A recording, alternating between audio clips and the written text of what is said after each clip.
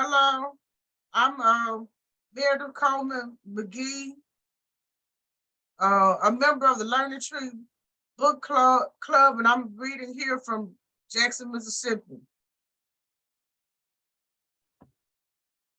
Hi, my name is Salma Yusuf, and I'm 7 years old, and I'm from Chattanooga, Tennessee. I'm Mary Yusuf, and I'm reading from Chattanooga, Tennessee.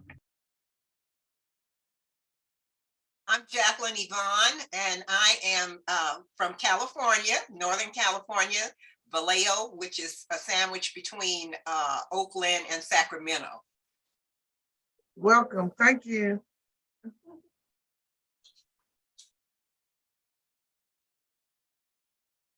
Vicky? Yes, I'm sorry, y'all. Yes, I'm Vicki Jenkins. I am the co-president of the Community Library of Mississippi, and also I'm a member of the Learning Tree Book Club. And we thank you for joining us this way, and Happy New Year to everyone. And we're welcome. Thank you. Thank you. Happy New Year, everyone. I am Reverend Dr. Patricia Williams, pastor of the Enterprise Church in Meridian District of the United Methodist Church. Me and my great-grandson, Prince, who will be back in a moment, are joining. We hadn't joined in a while. Glad to be here. Thank you. Thank you. Happy New Year to everyone. Okay, so Miriam, Solomon, y'all could show us what you are reading and start. Today I'm going to be reading Lion Lessons.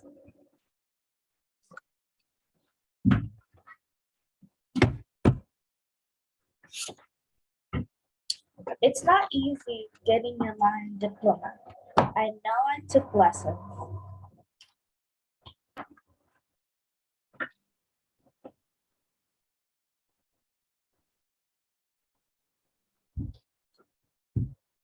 My teacher was a pro. There are 7 steps to becoming a lion, he said. But first, we must stretch.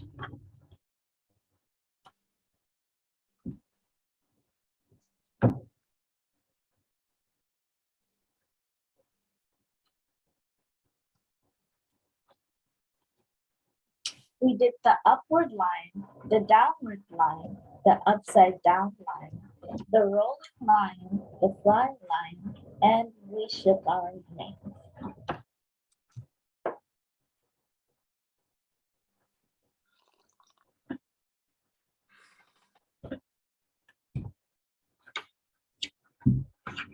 Step 1 was looking fierce. Watch me, said the lion. You bare your claws, gnash your teeth, and show your fangs. I tried my 3 most frightening poses. The lion wasn't impressed.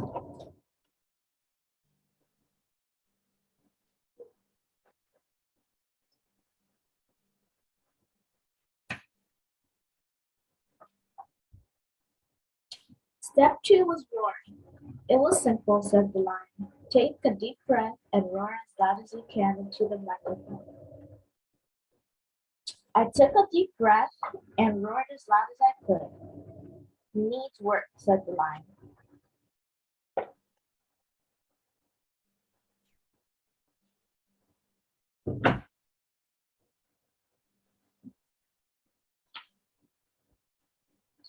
Step 3 was choosing what to eat.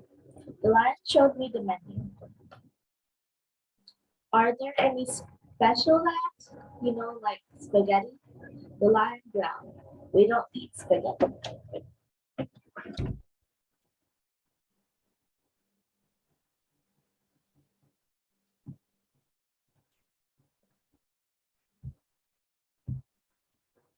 Step 4 was prowling around. We crept through the woods trying to be invisible. We hid in bushes. I can see your tail, said the lion. We hid behind trees. Your tail, said the lion. I can still see it.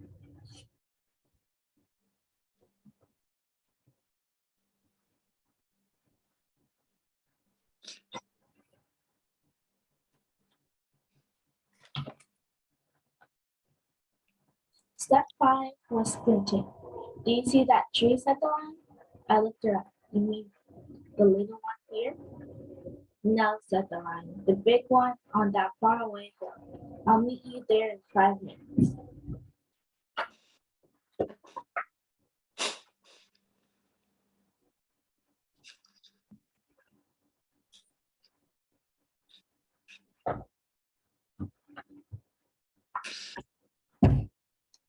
It took me an hour. You need to hit the gym, said the lion. Step 6 was pouncing. It's simple, said the lion. You get a running start, then you jump on that wave. But I'll scare the chicken. That's the idea, said the lion. So I got the running start.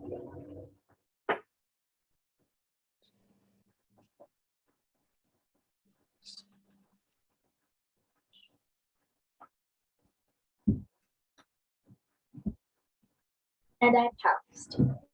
What a cute little kitty cat, said the lady. Are you lost? Meow, I said. The lion checked my scores. This is not very promising.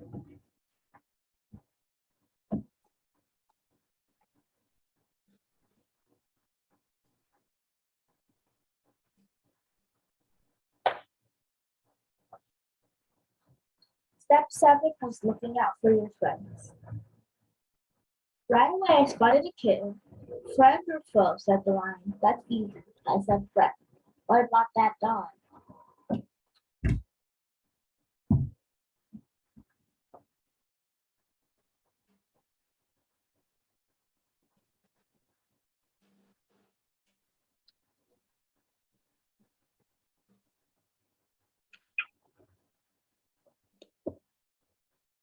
I let out a ferocious roar. Roar! I bared my claws, gnashed my teeth, pawed the ground, shook my mane, and then sprinted across the field as fast as I could.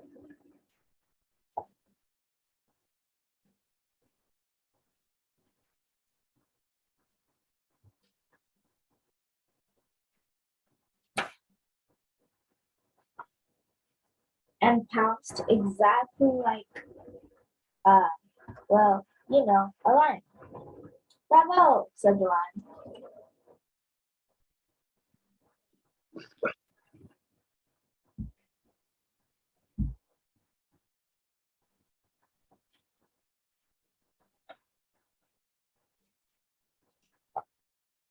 And that's how I got my diploma. I'm very proud of it.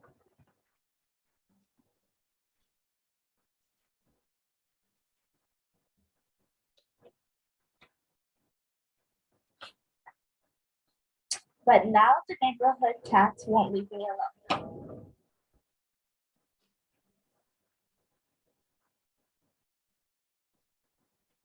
That's it.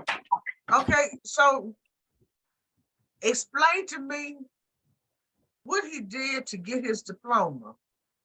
So he had to go through multiple tests to see if he was good enough or qualified to be a lion by completing these steps.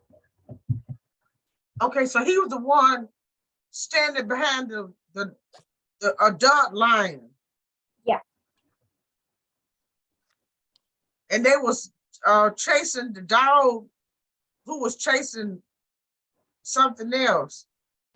The dog was chasing the cat so that he pounced on the dog to scare it away and save the cat. Oh, they were saving the cat. Okay, I get you. I was trying to see what was happening in the pictures. I get you now. Okay, well, thank you for that story. I appreciate it. Welcome. Solomon? Hey, what you got, girl? I got a pig that tore where it is. Pig to it. Okay. All right. Let's read.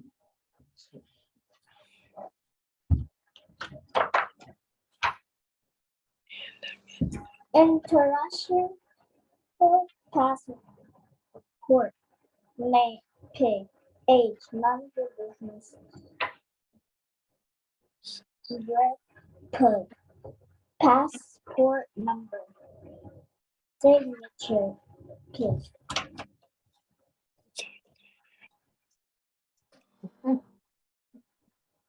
The pig got a passport. Wow, I'll need one of them.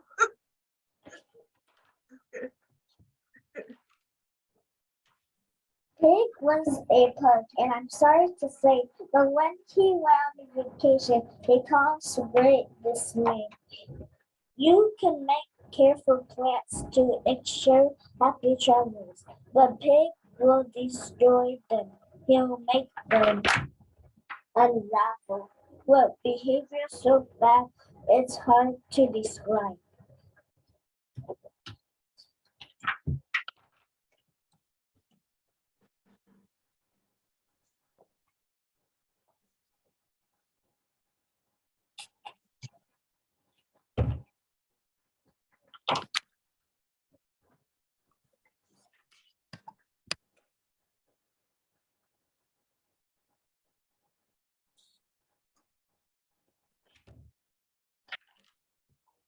He would then plan your trip and he'll ruin the rhyme. He'll break all the rules if not all tradition cause disaster with pig, big abuse.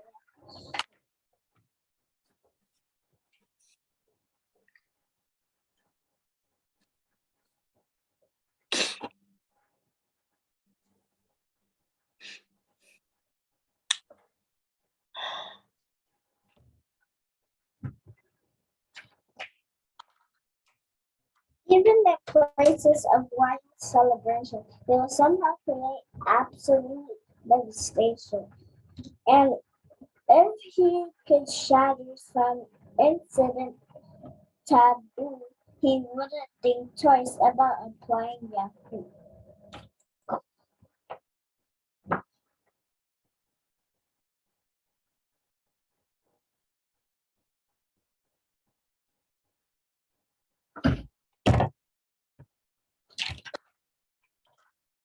Parties, parades, and processing got wrecked in a blizzard of chows and full disrespect.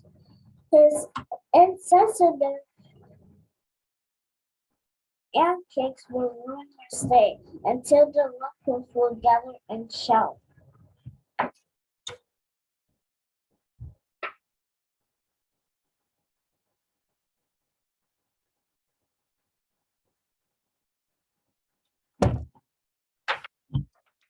Go away!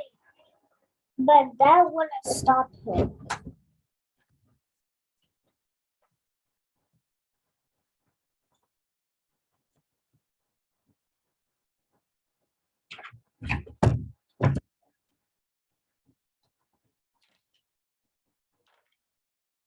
He'll rock and he'll roll until his rocking chorus play.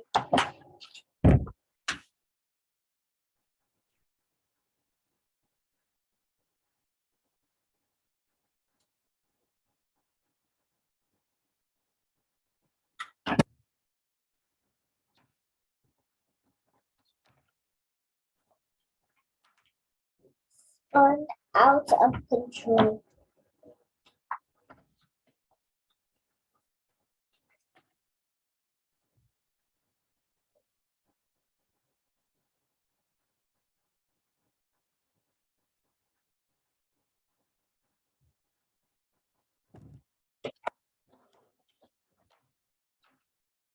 And Brighton and Rascal was he needed to offend, but every wild party must come to an end.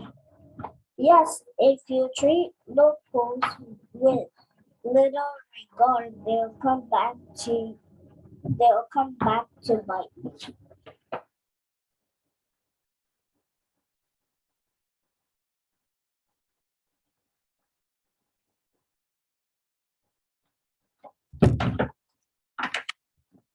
and boy, they'll buy hard.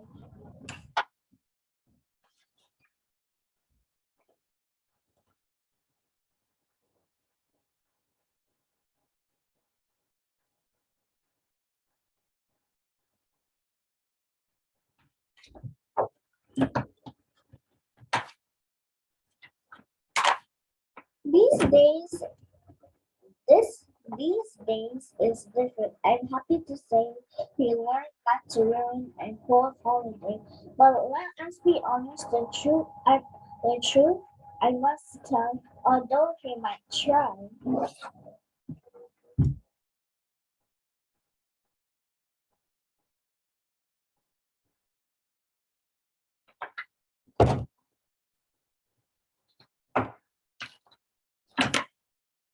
Pig does not travel well.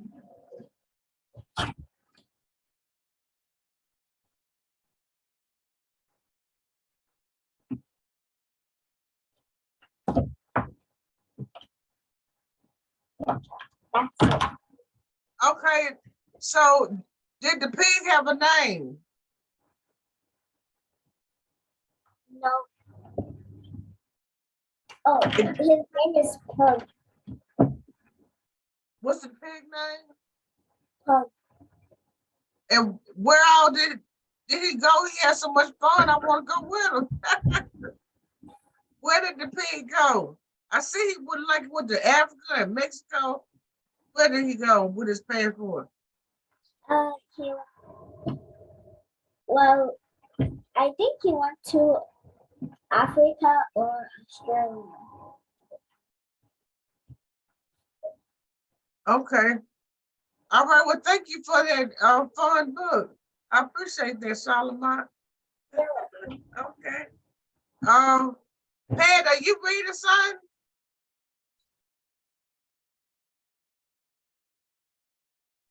He's gonna show you his book, and I don't know if he's gonna allow me to read it.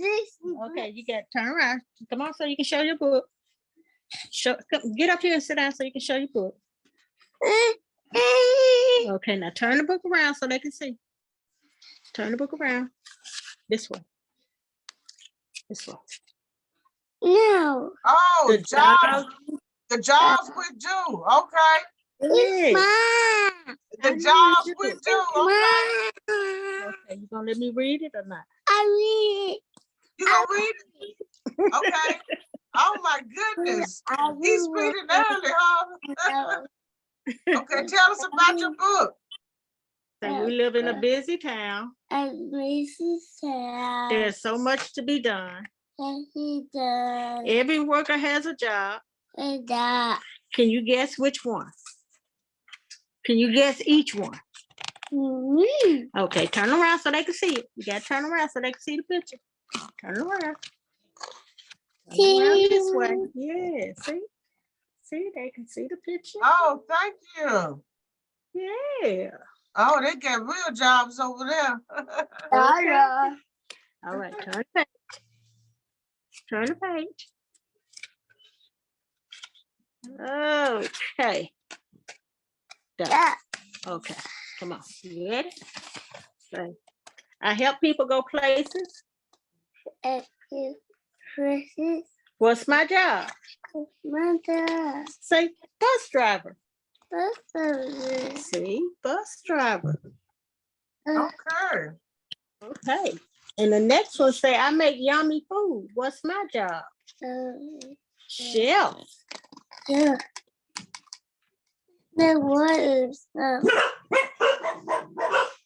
Everybody want to get in on our story, so we're gonna let the first 2 pages, since this is our first time, be okay. Is that all right? Okay. Thank you for reading. Yeah.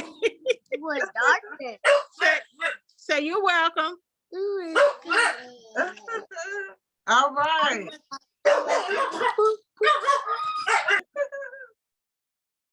Okay. Jacqueline, we'll let you read next. Okay, so I'm reading from my book. Okay. Not an inconsequential word. Okay. You know, I keep forgetting that we have young people joining with yours, so I have to go through and try to find some appropriate. Okay. I'm going to start with one of the chapter openings, and it's called In the Old Days. And so this is something that you guys may not, the young people may not recognize, we'll all will, but you'll understand some of the things that's happening here. So in the old days, at the first flicker of the street lamps, I bounded towards the house, my younger sister behind me. Our friends scurried off to their own homes as our youthful voices resounded and resonated one after another, converging slowly over the darkening sky. Bye, see you tomorrow. Knowing without question or hesitation, the rule was simple. At the flicker of those lights, head towards home. Only seconds to get through the door. The light was our warning, and Mom would be waiting at the entrance. Life was uncomplicated. We roller skated and shared turns riding bikes, hula hooped, and dodgeballs while enjoying hide and go seek, tag, and hopscotch. We jumped into and ran through water sprinklers on hot days, soaking ourselves in cool falling droplets, never thinking twice about lips drenched in the water spilling from the hose, sharing the flowing stream between giggles. We stopped playing only to enjoy sips of a tall plastic cup of lemonade or a slice of cantaloupe. Those were fun times. It was even better on the weekends.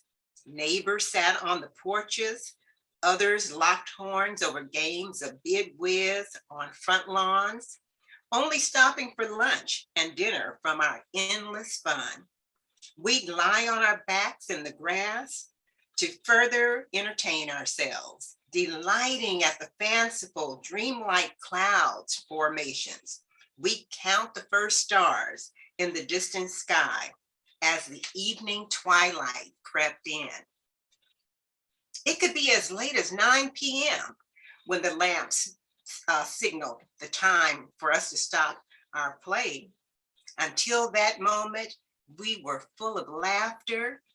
Those were periods of carefree innocence, days I will never forget. We lived on 104th Street in Los Angeles. I was 8 years old. My little sis was 6. By this point, my mother had married my stepfather. We had our own house, a big backyard, and a fenced-in backyard. Mom's marriage had upgraded our living standards from the project housing. It was a new life for the family. We also welcomed a new companion, Pepper, a beautiful black and white Cocker Spaniel, our very first dog. We were euphoric in this new way of life. And then I'm going to read a quick poem to go follow this one, if that's okay. And it's called Moon Magic. And I thought I would read this one since we just came through the holidays. I couldn't sleep in the silence nearing midnight that Christmas Eve, bustling with anticipation for the arrival of the first light in the morning. A family of 3. I shared a bedroom with my sister. Mom's bed was the couch. We left no cookies beneath our small tabletop foil needle Christmas tree. We were poor project kids before Mom married our stepdad. I didn't realize how poor we were. I was too happy. Mom often made our gifts, nothing close to what the neighborhood kids bragged about. Yet it was an enchanting time for my sister and me. That night was special. Wide glancing up into the sky, I saw Santa and his sleigh. Reindeers at the helm, dashing past the moon, wide-eyed, stared, focused on the vivid sight before me, breathless, amazed, speechless. My gaping mouth prevented words from escaping, overflowing with excitement, watching, staring in awe until the sled was out of sight, straining as it disappeared into the distance. That morning, we tore open our meticulously wrapped gifts with a frenzy. 3 for me, 3 for my sister, all handmade. Then Mom surprised us with 2 unique gifts, store-bought dolls, 1 for each of us. I blurted out that Santa left them, sharing how I watched him overhead passing in front of the moon. Mama said it was my imagination, that it was just a dream. I now know Santa Claus doesn't exist, but I saw something in the sky that night, right before midnight, when I was a little girl, leaving a bit of magic under the tree and in my heart. I like that. What was the name of that poem? That one's called Moon Magic.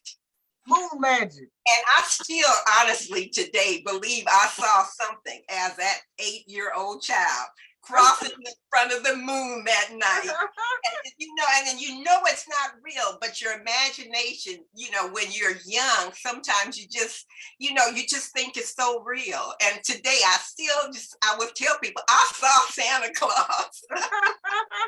Knowing I didn't, but I saw something. I heard that. I got a Miriam. When I was growing up, we had to be home before the street lights came on. That's what she was talking about. Yeah. We had to beat the street lights home. That was the rule.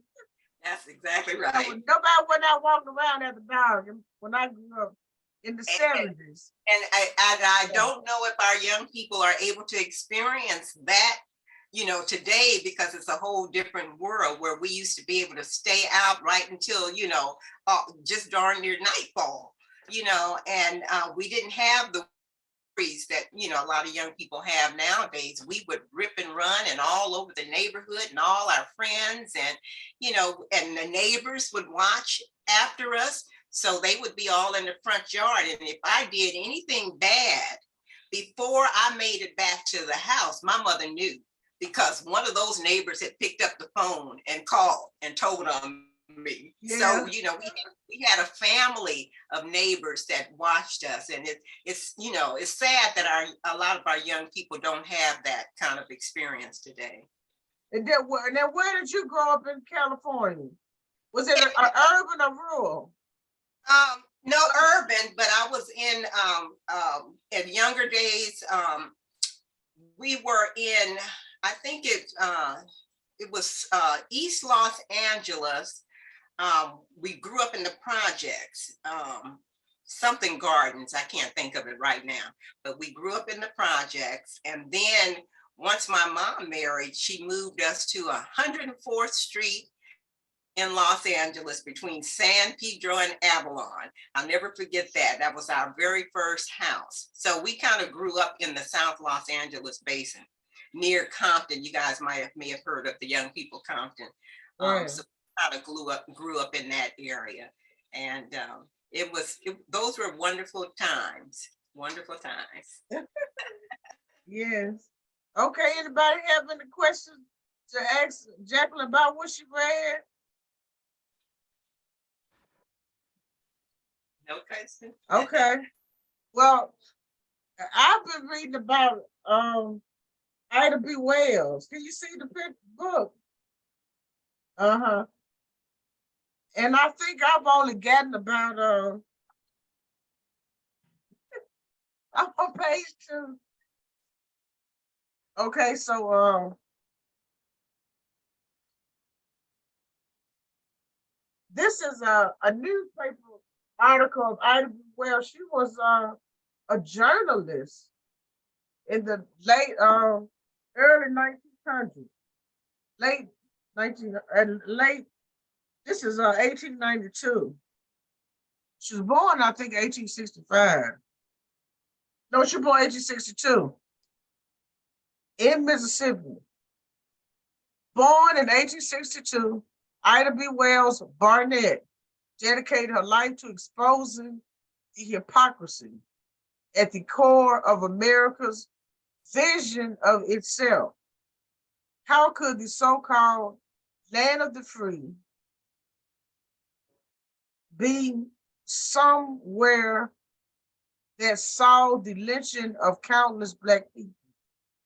How could a country that called itself a world leader be so far behind others in this treatment of women? And of course, back then, women couldn't vote. Some women could not buy property in their name, had to buy it in their husband's name. And it was just a different world. Of course, we couldn't vote, Blacks, until in the South until the 60s. Well, there was some, just maybe 5% voting, but they had rules to keep us from voting, like they have rules now where felons can't vote. These were difficult questions, and Ida addressed them in multiple ways over decades. She wrote articles that took up causes big and small. She gave speeches around the country and across the ocean over the course of her life that earned her plenty of enemies.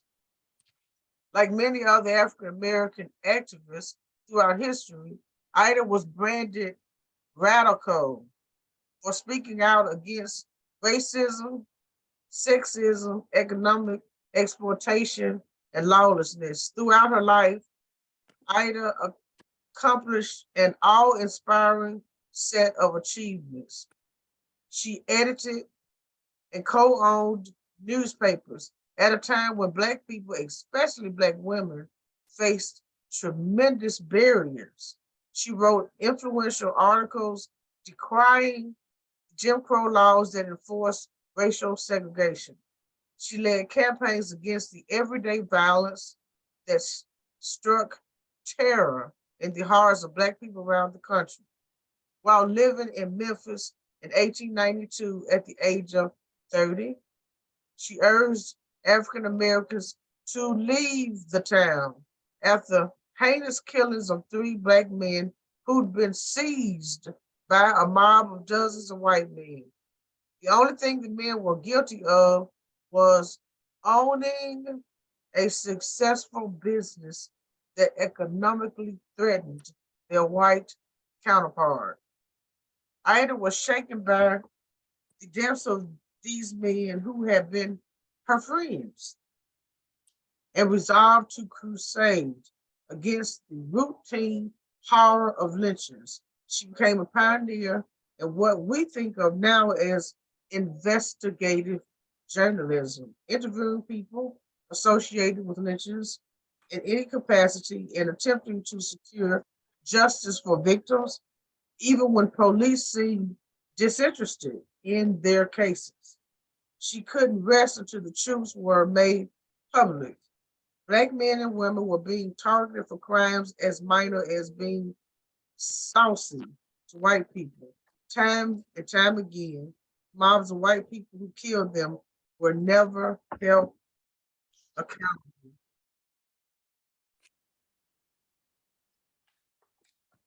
Okay, I'm gonna stop there, but I want to show you. This is Frederick Douglass. Marianne, have y'all learned about Frederick Douglass in school? Not yet. Okay. Well, Frederick Douglass was a former slave who educated himself and became one of the most famous Black men in the 1800s. He started a newspaper.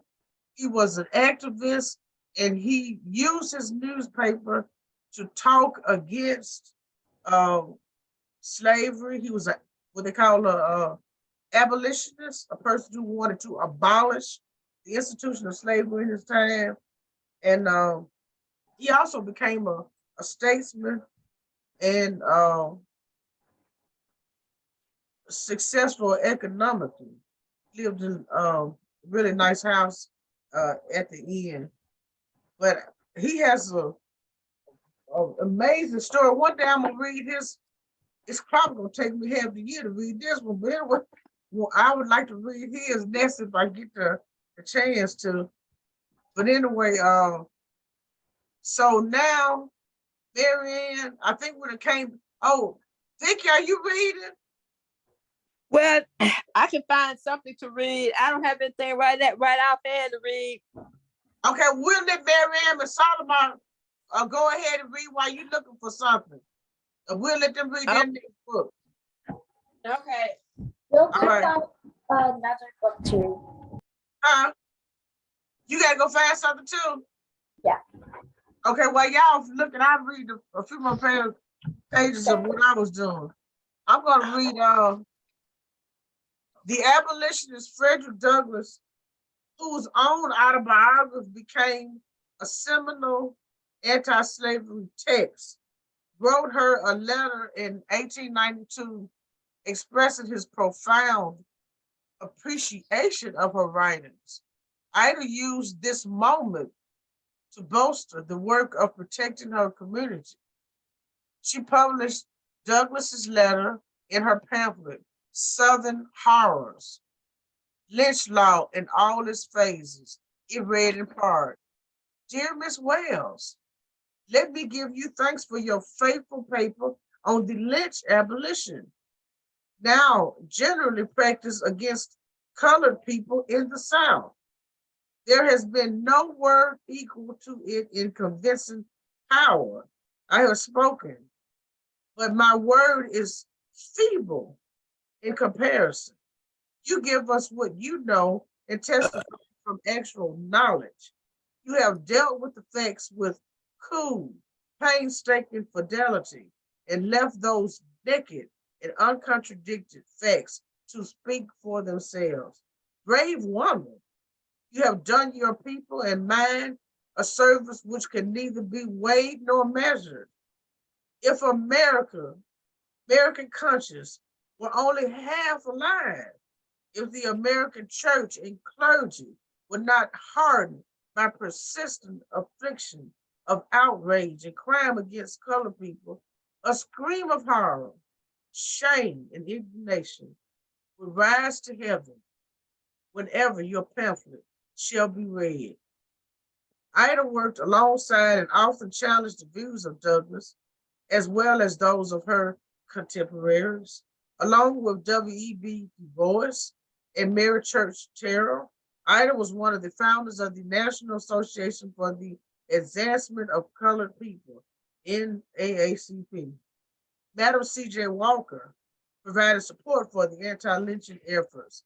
Ida supported Marcus Garvey with his Universal Negro Improvement Association. She also worked closely with William Monroe Trotter in his National Equal Rights League. She traveled far and wide across the United States and the United Kingdom, speaking about lynching in her fight for justice. And this picture of Frederick Douglass was from 1879. The abolitionists praised Ida Wells' work throughout his life and often supported it with financial contributions and introduction to other notable activists. Okay, so I'm made it to page 7. Thank you. Okay, so you can read Marianne and Solomon. So my second book I'm gonna read is Read to Tiger.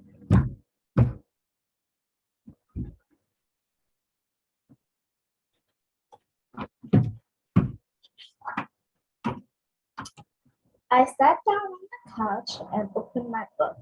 It's time to read.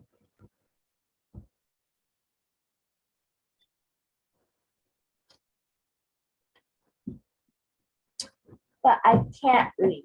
because there's a tiger behind my house. Chomp, chomp, chomp, chewing gum.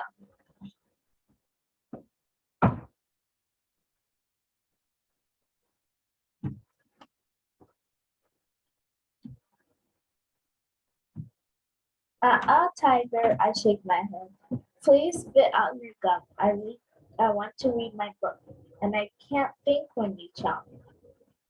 Oops, the tiger says. Tiger is sorry. Tiger won't chomp. The chomping stops. I try to read my book.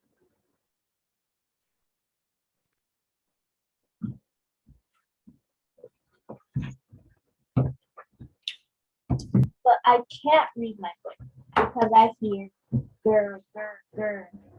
I can't read my book because there's a tiger behind my couch, pretending to be a bear.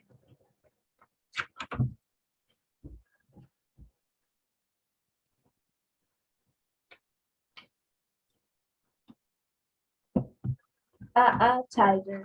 Please take off my bear costume right now. You're going to rip it. And will you please stop growling? I told the tiger, I can't concentrate. Can't you see that I'm trying to read? Oops, the tiger says. Tiger is sorry. Tiger won't be a bear anymore. Tiger, the tiger takes off my bear costume and stops growling. I pick up my book again and try to read.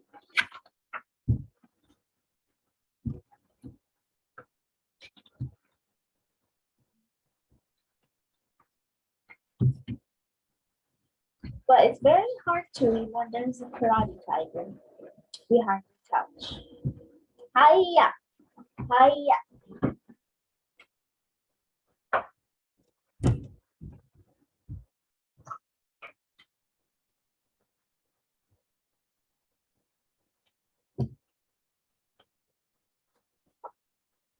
Tiger, stop! Now isn't a good time to work on your karate kicks. I want to read my book. Oops, Tiger is very sorry. Tiger won't do karate kicks. No more karate, Tiger. The tiger stops hi-ying. I try to read, but coming around my couch.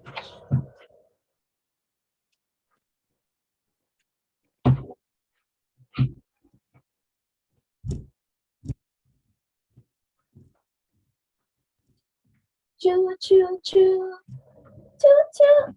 There's a tiger riding my toy train and blowing a whistle.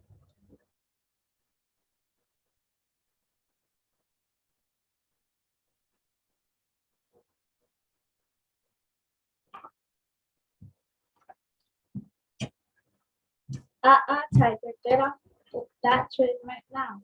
Stop chewing and stop chewing. I want to read. Can't you be quiet? Oops, Tiger is very sorry. Tiger can be quiet, the tiger says. The tiger stops chewing and chewing. I try to read my book again. Suddenly,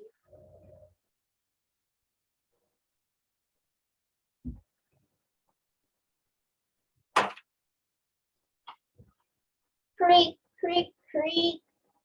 Ah!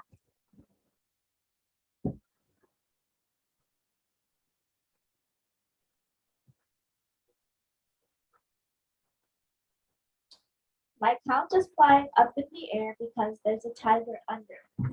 Tiger, put me down. What in the world are you doing under the couch? Tiger's looking for the whistle. Tiger lost it. The tiger sniffing.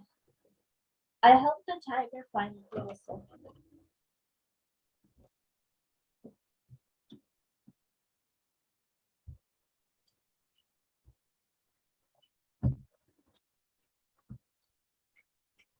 Then I say, Tiger, please sit down right here and be very, very quiet so I can read my book, okay?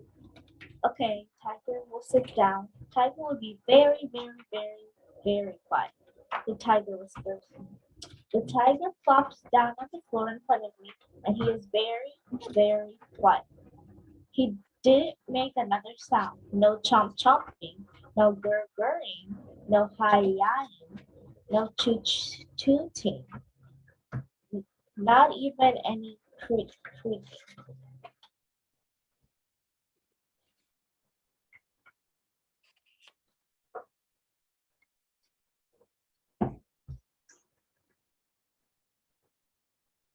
I hold up my book front of my face. I can't see the tiger. I try to concentrate. All of a sudden, I think I see a little shadow on my book. I do see a shadow. Then I see a whisper. I do see a whisper. Then I see a nose. Then I see a whole tiger in front of my book. Tiger, what are you doing? You're in the way. I can't see my book. I'm trying to read.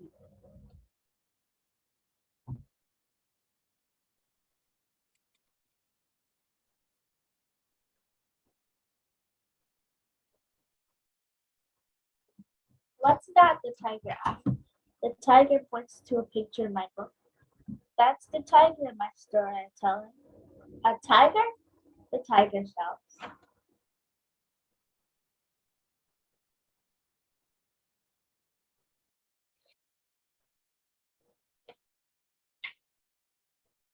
Then he jumps onto the couch.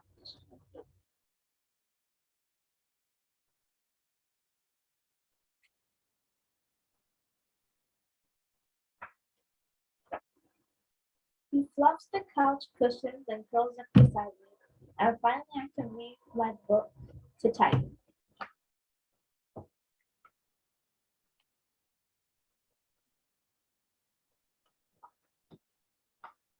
Now, what was the tiger doing at the end? He was reading with the boy. Oh, he was reading the book on the couch. And this tiger outran the train, huh? Yeah. I tell you, y'all got some good books over there. And I tell you, and I got a tiger over here. I heard that, Pat. I'm amazed at the creativity and some of these stories and some of the concepts. The tiger on the couch and then the pig with the passport. I know, pig with the Africa, Mexico, and everything. The tiger can outrun the train, can pick up the couch. Yeah, I tell you, and that was fun. Yeah, they keep us happy on first Saturday. Hey, Mary, I see you done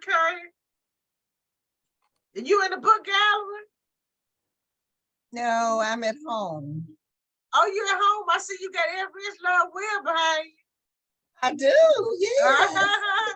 You done read it, Love A little bit, little bit. Okay. Yeah. Uh-huh. Well, that's good.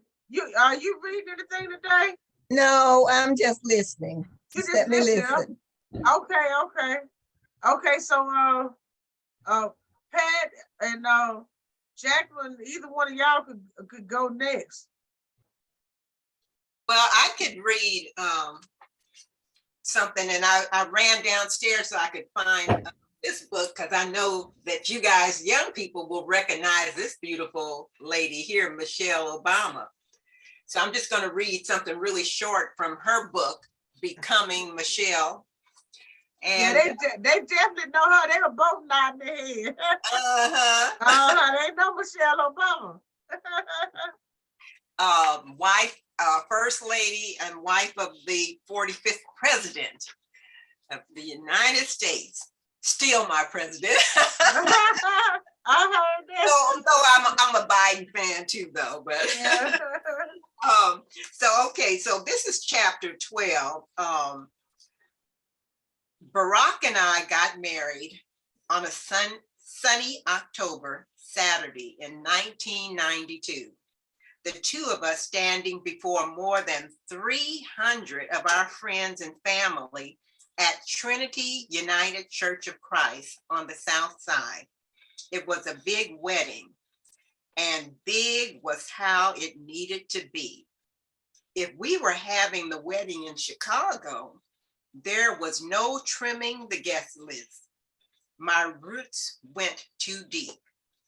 I had not just cousins, but also cousins of cousins.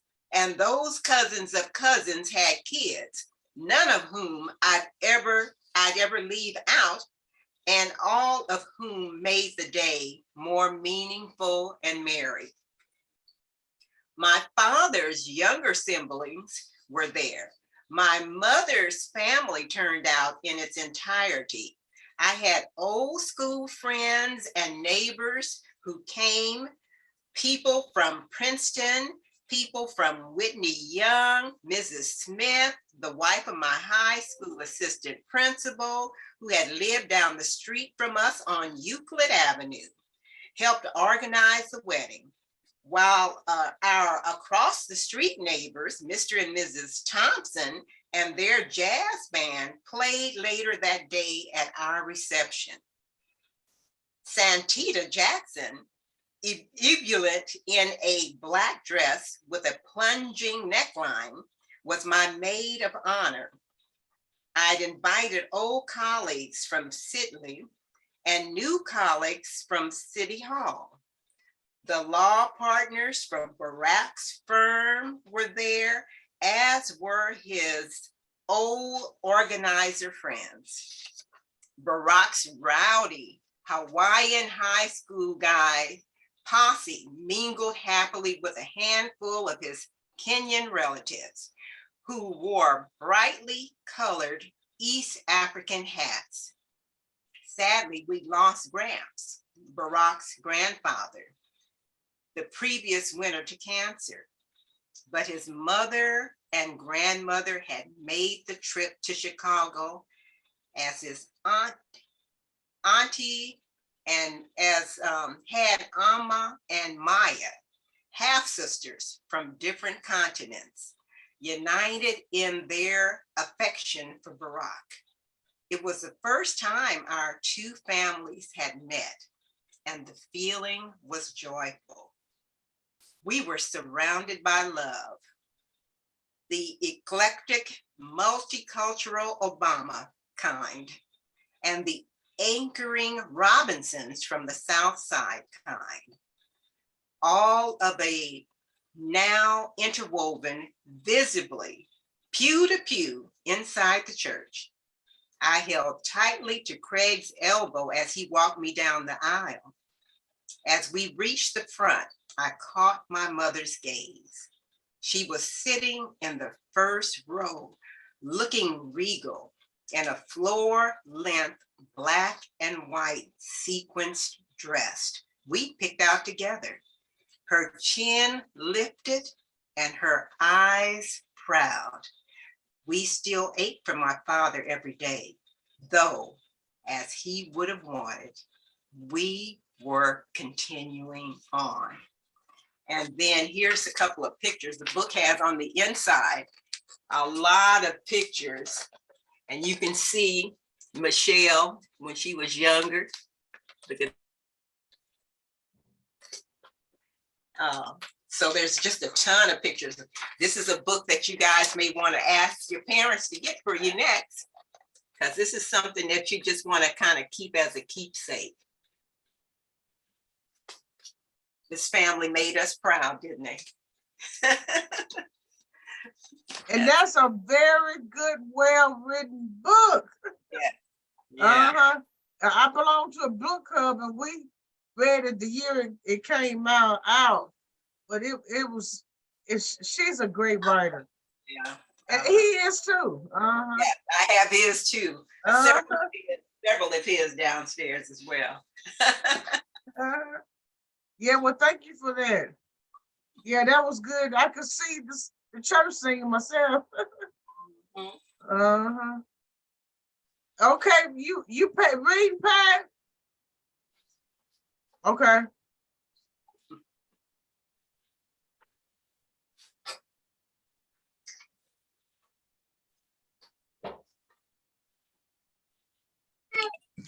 Okay, I have a series of books from Dr. Eric J. Chamber. And this one is Mama, I Want to Know You. He also has one that says, Daddy, I Want to Know You. And a couple of more.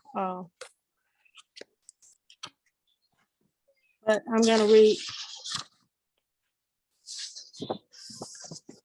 This is what he put in the book, lyrics from Mariah Carey's song, One Sweet Day. And he says, get to give answers, get or give answers to the questions in this book before it's too late. And the song says, sorry, I never told you all I wanted to say. And now it's too late to hold you because you've flown away, so far away. Never had I imagined living without your smile, feeling, knowing you hear me. It keeps me alive. And I know you're shining down on me from heaven one sweet day. And that look forward is because my tiger got out of hand, you all. And it was to say that this book should be used and given as a gift so that people can learn their history. And it starts out talking about in the beginning years, and it asks questions that someone in your family may want to know down through the generations after you've long gone. So in the beginning years, a mother is your first friend, your best friend, your forever friend, and that's unknown. The first question is, when and where were you born? And it says to include the hospital name or home if applicable. The second questions are, what are your parents' names and when and where were they born? The third question, what are your grandparents' names and when and where were they born? The fourth question is, where did your family originate from? So this book is designed to give people their history. So the questions are questions that maybe a child would ask, or even an adult that doesn't know the origination of their own family bloodline. So I thought this would be good to introduce. Yes. And you know, people used to keep that in the family Bible. That's There's right. a place in the big Bible to put all of their family history in. That's and right. that's very important to write it down. It is. That's a great book. Because we It need is to a know good where we book. come from, mother and father side. Right.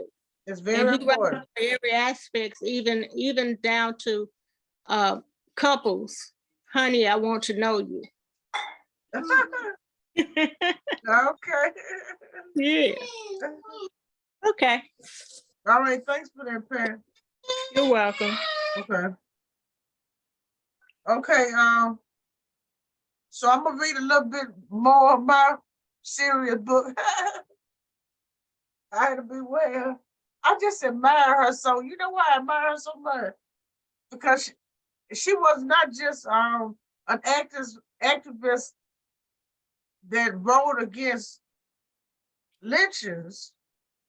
She also had a community library on the south side of Chicago, and her husband was a lawyer, and they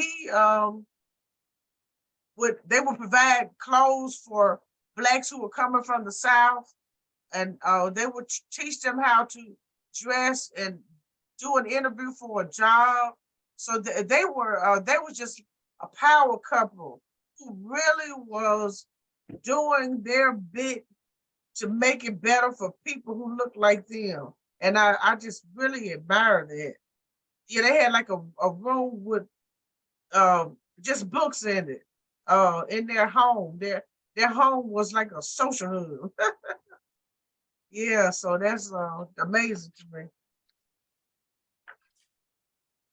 Okay, so together with Josephine St. Pierre Ruffin, Mary Church Terrell, and Harriet Tubman, Ida B. Wells created a national organization to support the rights of Black women. I didn't know she worked with Harriet Tubman. Okay, here's it. Can y'all see the picture?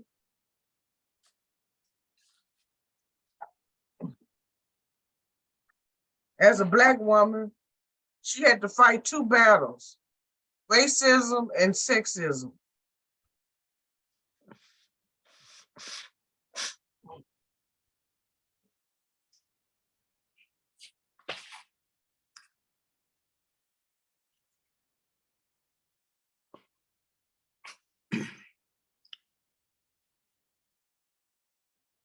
And she did so tirelessly. After moving to New York City and then Chicago, Ida championed African American women's causes at a time when most white women excluded them from some of the considerations of the suffrage movement. The suffrage was what it means trying to get the right to vote. Along with women such as Mary Church Terrell, Harriet Tubman, Josephine St. Pierre Ruffin, she helped found the National Association of Colored Women, later known as the National Association of Colored Women's Clubs, created a national network for Black women to organize for their rights.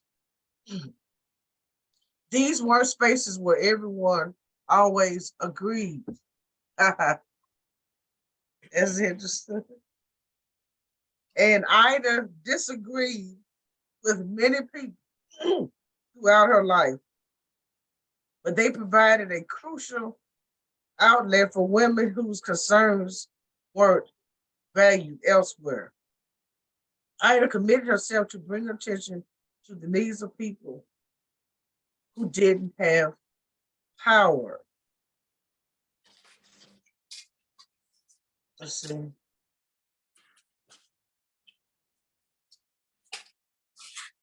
She fought against school segregation in Chicago and championed political candidates who cared about the needs of her community.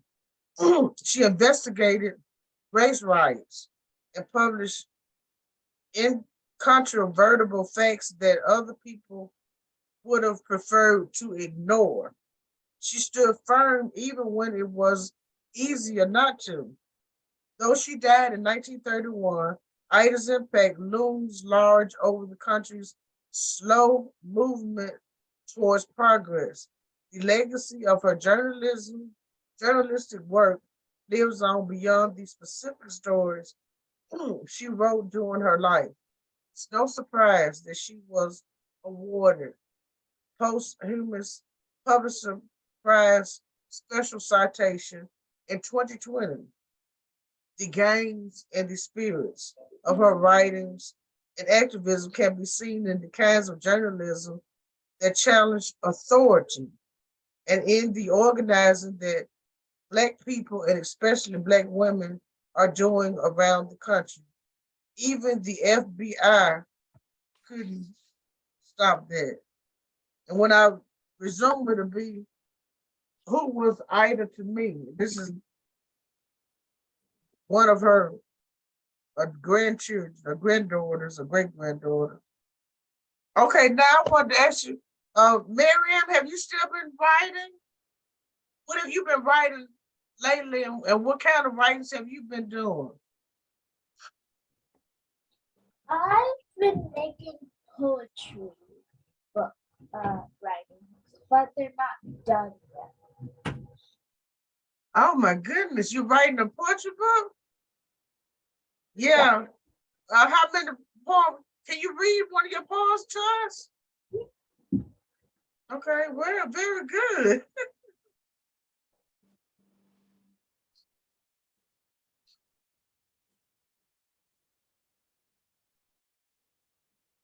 We got a voice right here.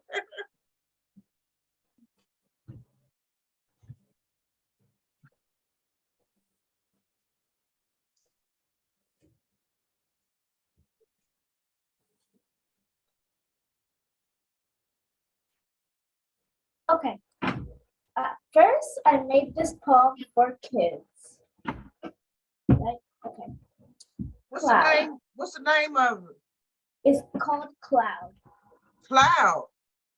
Okay. What is fluffy? What is white?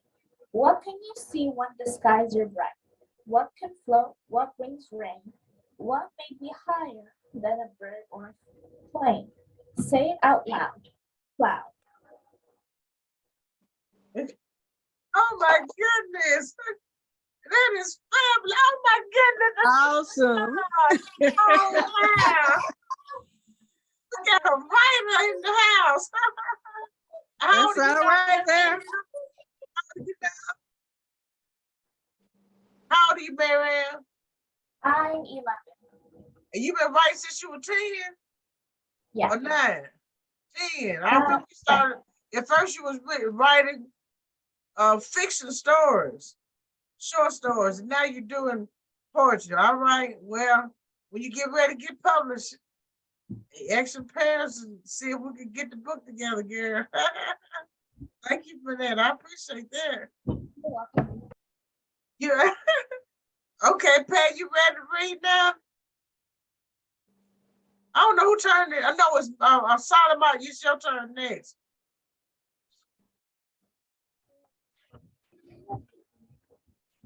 Then the gingerbread man.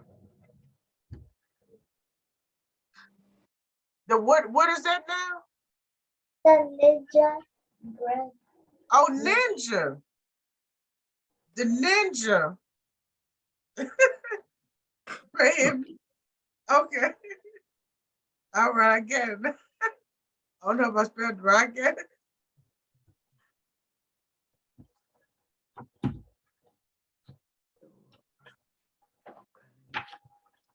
Once upon a time, there was a little old thief who taught ninjas in the hidden dojo.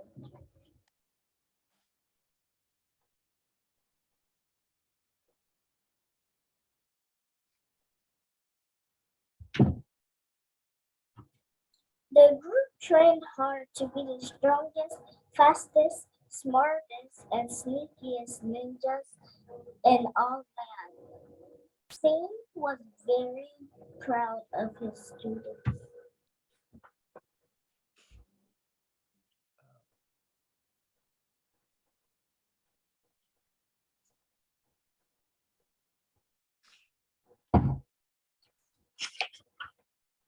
So proud that one night he made them a special treat, ninja bread. Ninja bread was an age-old recipe passed down from sea to sea. It took a lifetime to master. Once baked, the cookies constantly made mysterious powers. They are so dangerously delicious. Sin mixed the batter, rolled the dough, and shaped the ninja bread into a tiny sword and throwing stars. Then Sin crafted the ninja bread man. Once done, he carefully placed the tray in the oven.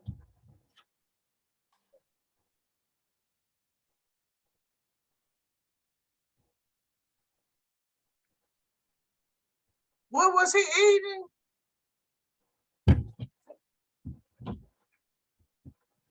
What is he eating, Solomon?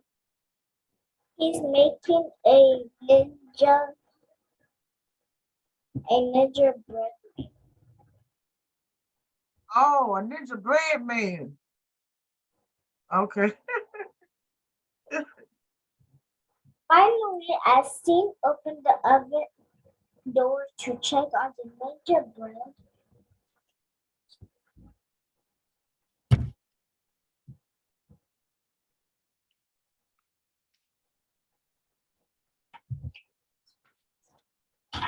kabow!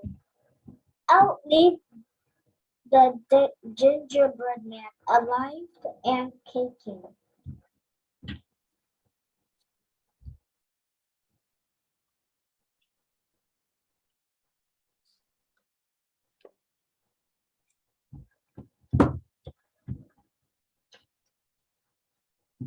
Scene was surprised to hear the cookie speak.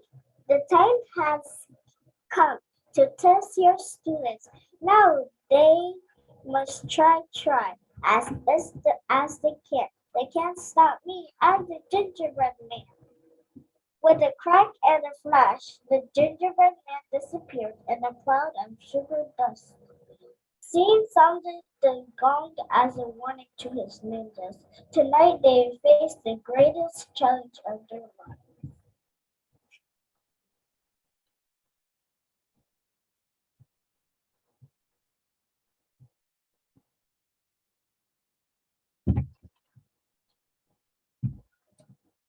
Ninja Bear was balancing on one finger when he heard the gong. Suddenly, a sweet scent filled the night air. Danger was near. With a crack and a flash, a cookie figure stood before him and announced, try as best as you can. You can beat me. I'm the gingerbread man. I got past seen escaped in the night, and I can defeat you too. I can.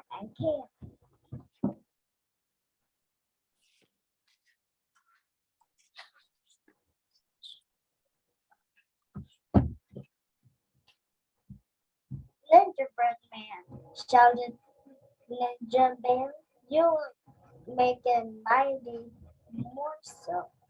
With a running roar, Ninja Bear charged, but the gingerbread man jumped out of the way and Ninja Bear lost his balance. Then with a bow, the gingerbread man escaped into the night. Come back, yelled Ninja Bear, but the cookie had disappeared.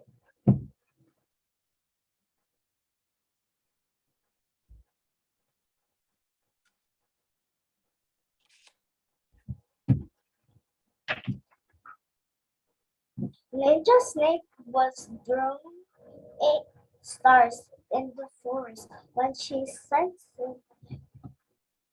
things warning. The bamboo swayed in the wind. Danger was near.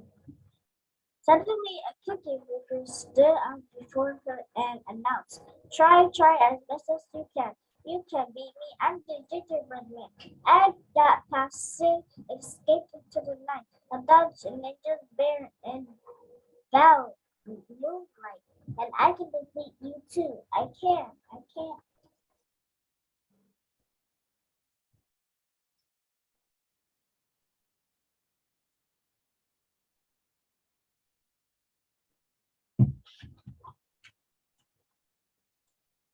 Ninja Red Man hissed. Ninja Snake, you'll make this super snap. With a flick, flick, swish. Ninja Snakes launched her throwing stars, but Ninja Red Man was too fast. He launched a cookie star ninja attack of his own. Then a bow, the Ninja Red Man escaped into the night. Come back, yelled Ninja Snake, but the cookie had disappeared.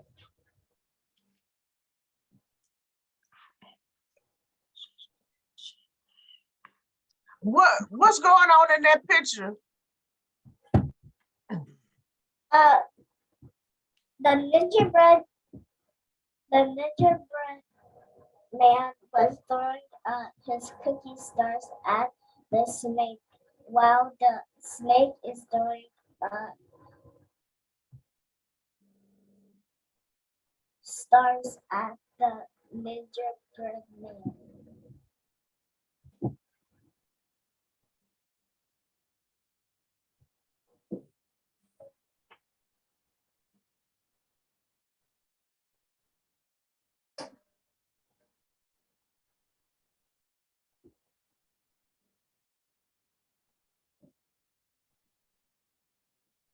So that's a snake.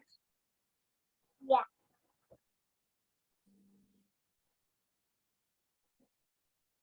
I get you.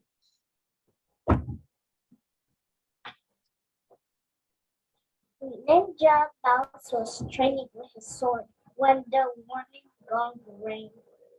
Ninja Mouse heard someone tiptoeing around. Danger was near. In a blink of an eye, a cookie figure stood before him and announced, try as best as you can. You can beat me. I'm the gingerbread man. Gingerbread Man. I got past sink, escaping the night. I dodged Ninja Bear in a pale moonlight. I slipped past Ninja Snake in a thrilling star fight. And I can defeat you too. I can. I can.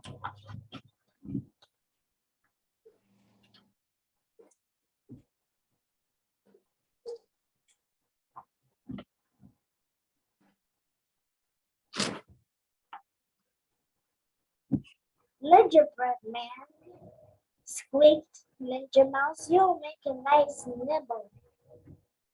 Ninja Mouse ran forward, but the gingerbread man tricked the mighty mouse. That was about the gingerbread man escaped into the night. Hey, come back, yelled Ninja Mouse, but the cookie had disappeared.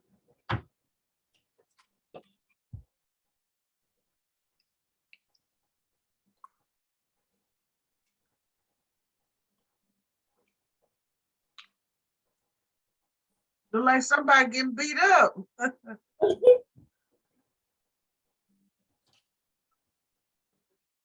Ninja Fox was sitting beside the great waterfall. He did not hear Scene's warning. Ninja Fox suddenly mumbled. I sensed something dangerously delicious. With a crack and a flash, a cookie figure stood before him and announced, try as best as you can.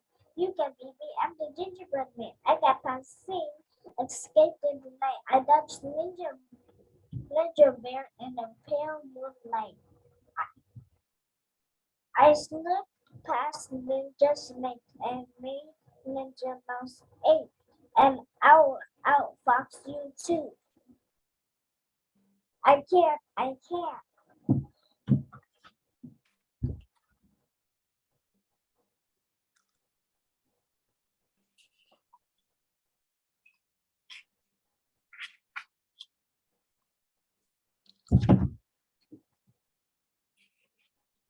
I'm sorry, said the Ninja Fox. I couldn't hear you.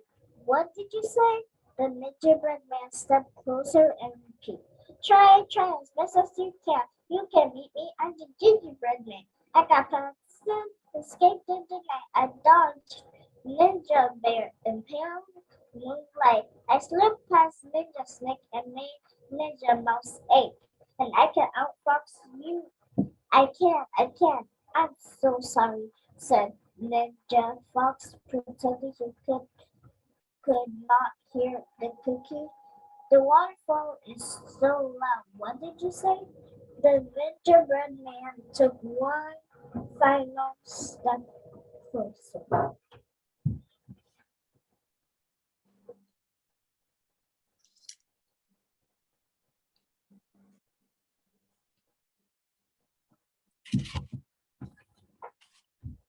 Following one quick movement, a cloud of sugar dust covered Ninja Fox. Ninja Bear, Ninja Snake, and Ninja Mouse came running out of the forest to find Ninja Fox. Was the gingerbread man gone?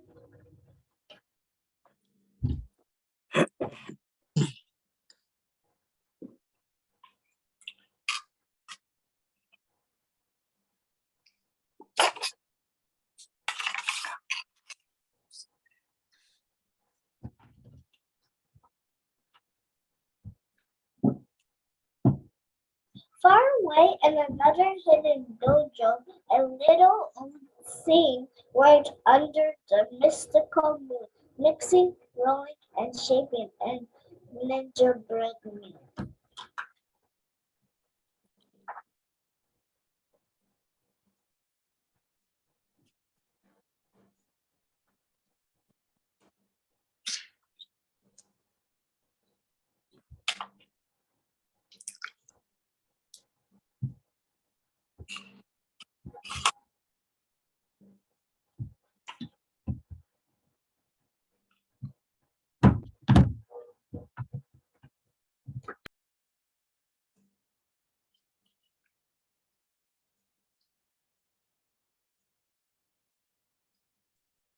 That was a great story. Yes, it was.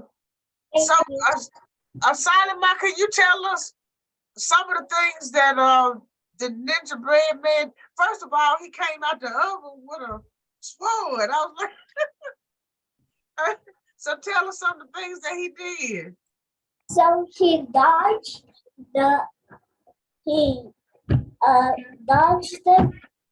ninja bear, and he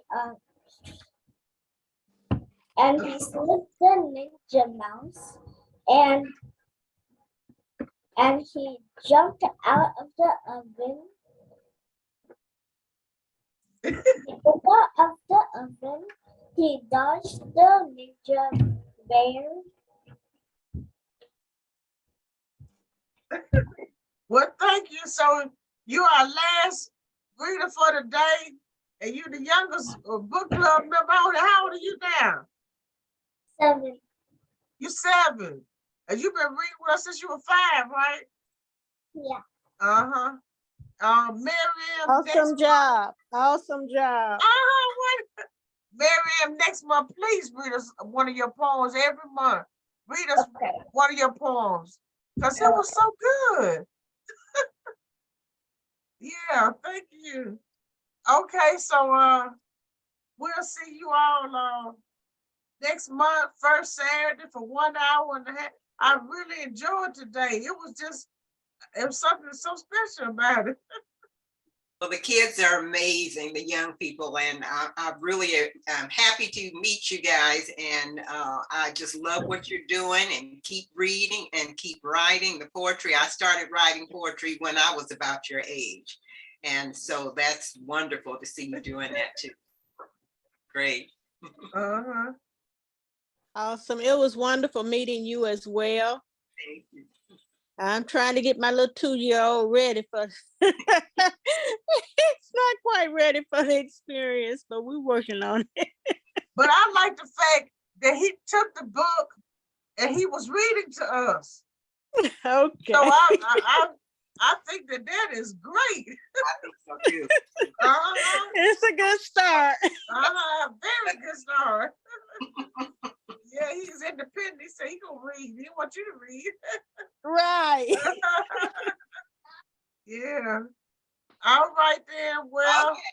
Well, yeah, happy reading to everyone. And I'll see you guys next month. take care. All right. Happy New Year. All right, see y'all later. Where is Oh, yeah.